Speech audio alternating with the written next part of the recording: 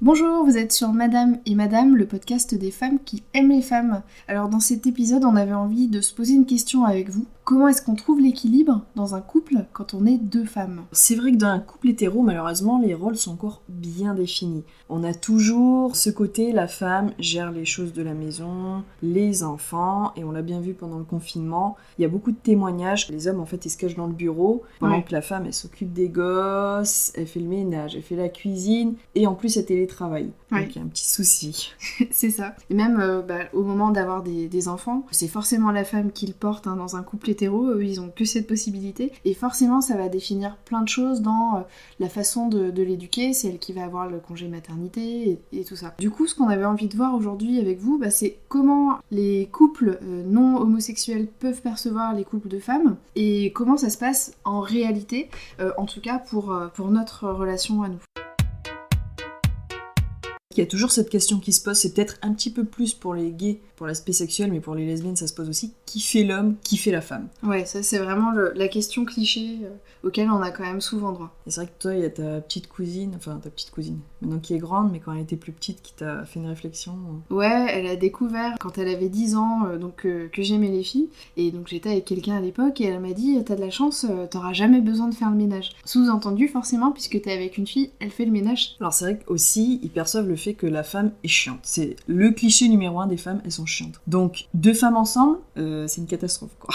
Ouais, ils doivent imaginer qu'on est toujours en train de se chamailler, de se crêper le chignon, de se faire des crises de jalousie. Les gens, ils ont du mal à réaliser que la façon dont tu vas être dans ta vie professionnelle, ça va complètement différer de la personne que tu es dans ta vie amoureuse. C'est pas la même relation, c'est une personne que t'aimes, avec qui tu partages ta vie. Ouais. Et du coup, c'est vrai que dans un couple de femmes, on a moins ces règles qui sont un peu dictées par la société, par les habitudes. C'est plus à nous de définir comment fonctionne notre relation et de la dessiner vraiment à notre image et selon nos envies finalement. Donc il va y avoir plusieurs points, comme on l'a vu précédemment, tout ce qui est tâches ménagères, comment s'organise la maison. Donc c'est vrai que comme on l'a dit, dans les couples hétéros, c'est vrai que malheureusement c'est encore prédéfini. Les femmes, ça va être plus réparti, je pense. Oui, nous par exemple, c'est majoritairement moi qui fais à manger. Contre, je touche pas l'aspirateur, je touche pas la serpillière. C'est pour ça que c'est pourri dans la maison.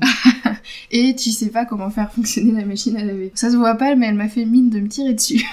Donc oui, ça se répartit, et en tout cas, que ce soit l'une comme l'autre, on n'a pas à se dire est-ce que tu peux m'aider à faire ça, on est toutes les deux impliquées, quoi. Il y a le partage de la salle de bain aussi, c'est plus toi qui passes du temps quand t'as besoin de te préparer, mais ouais, ça peut arriver que on a toutes les deux besoin de se maquiller, on a une salle de bain avec une seule vasque, un seul miroir, et ça c'est pas toujours pratique. Alors après, il y a les voyages, tout ce qui est initiative, projet. C'est vrai qu'en général, c'est plus la femme en fait qui va lancer les idées de projets, de sorties. Ouais, et qui va s'occuper de les organiser et de les préparer. Comme par exemple faire les valises, ce genre de choses. Nous, c'est vrai qu'à un moment, il y a plus eu l'autre qui s'est dit j'aimerais aller ici, et on s'est toutes les deux impliquées. On a beaucoup voyagé l'année dernière. Pas trop, cette année on avait des choses prévues mais ça tombe un peu à l'eau, et sur les voyages de l'année dernière je saurais pas dire est-ce que c'est toi ou est-ce que c'est moi qui a lancé l'idée en premier, et même sur la partie plus logistique d'organisation, on aime bien regarder ensemble les hôtels, les avions, voir un peu ce qu'on va faire sur place, c'est vraiment hyper partagé. Alors il y a aussi le côté vie sexuelle, on a souvent dans les films, dans les séries, une image de la sexualité des hétéros où en gros l'homme il a envie, et puis la femme elle cherche tous les prétextes pour y échapper, j'ai mal à la tête, fatiguée. En gros, ce qu'on nous montre, c'est qu'il y a que les hommes qui ont des envies et que des fois les femmes sont d'accord pour les assouvir. Elles font leur devoir, quoi. Voilà, elles font leur devoir conjugal. Pour nous, ça peut pas fonctionner comme ça parce que on est deux femmes, on part du principe que l'envie doit venir forcément d'un côté ou de l'autre. Et c'est là où on prend réellement conscience du plaisir de la femme aussi. C'est important, c'est vrai que les couples lesbiens, c'est aussi le plaisir en fait de la femme qui compte avant tout, parce que si on fait l'amour, c'est pas pour avoir un enfant. Malheureusement, ça ne marchera pas. Ça va être compliqué, donc c'est vrai que c'est important de créer son plaisir, de trouver ensemble un plaisir avec la personne qu'on aime, et pas se référer à tous les modèles hétéros où t'as les préliminaires, ensuite t'as la pénétration, que ça peut être inversé. Du coup, c'est vraiment, encore une fois, c'est à nous de dessiner notre façon de faire l'amour, comment, dans quel ordre, c'est à nous d'inventer vraiment la façon dont dont on fait ça. Et puisqu'on est dans le côté un peu romantique, pareil, qui est-ce qui offre les fleurs à l'autre? Qui est-ce qui se donne le rôle de faire des choses un peu romantiques? Qui est-ce qui va la demander en mariage? Ouais, d'ailleurs on en a parlé ça dans un autre épisode. Bah, c'est vrai que du coup on part du fait que c'est tout le temps l'homme qui va être pour ces choses-là à l'initiative, oui. Et que la femme elle va attendre de lui. Là c'est vrai que c'est aux deux femmes d'aller l'une et l'autre, oui. Enfin l'une vers l'autre. Et c'est vrai que c'est un petit peu compliqué parce que t'as envie de te dire j'attends parce que c'est mon rôle de femme d'attendre.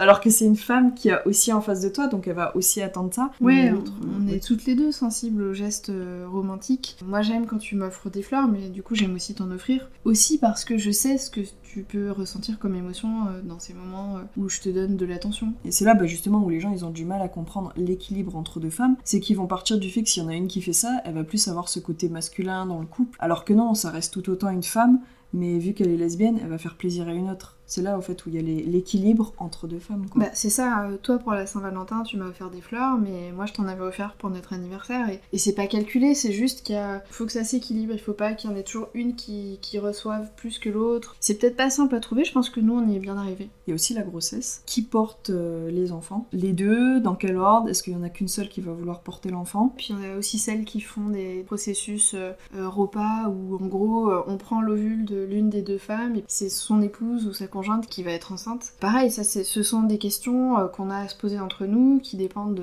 de plein de facteurs, de l'âge des deux personnes, de leurs envies, de leur état de santé. C'est à nous de prendre cette décision. Après ça, notre cas pour la grossesse, moi ça m'a bien arrangé d'être lesbienne, parce que j'ai pas forcément envie de porter un enfant, c'est pas un truc qui me tient à cœur, j'ai pas ce besoin-là. Moi j'ai envie, et puis de toute façon j'ai 4 ans de plus que toi, donc si on se disait on en fait chacune un, bah ça serait forcément moi qui commencerais. Et du coup, bah ça c'est la façon dont on vit aujourd'hui, mais on peut pas vraiment dire que ça s'est forcément passé comme ça dans nos précédentes relations. Les rôles, ils peuvent évoluer au fil des relations et en fonction de la personne avec qui on est. Oui, il n'y a pas un schéma précis. On va évoluer au fur et à mesure des années, de se dire moi si je fonctionne comme ça, je me sens mieux dans mon couple aussi.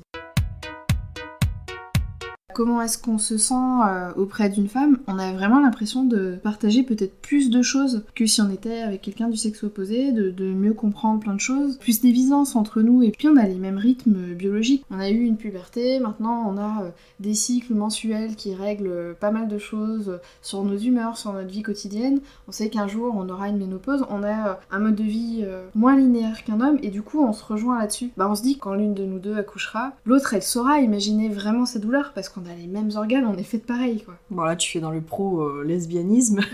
Oui, après c'est vrai que nous c'est notre façon de voir les choses, qu'on est lesbienne, donc c'est vrai qu'on se sent mieux avec une autre femme. Pour les filles en fait qui se posent des questions aujourd'hui, qui se disent non ça va être compliqué de vivre ma vie avec une femme par rapport à des remarques qu'elle a pu avoir, que c'était déjà avec une femme, que c'était chiant, que c'était cela. Non, on peut très bien trouver son équilibre avec une femme. Je me sens tellement plus compris, je me sens tellement plus moi en fait. C'est ça en fait, c'est le fait de se sentir soi. Et alors du coup, ça nous intéresse aussi de savoir comment ça se passe de votre côté et comment est-ce que vous trouvez cet équilibre dans votre couple ou éventuellement dans les couples dont vous avez fait partie avant. On espère que cet épisode vous a plu et on espère aussi vous retrouver pour notre prochain épisode qui sortira la semaine prochaine. Et en attendant, faites ce qui vous rend heureuse.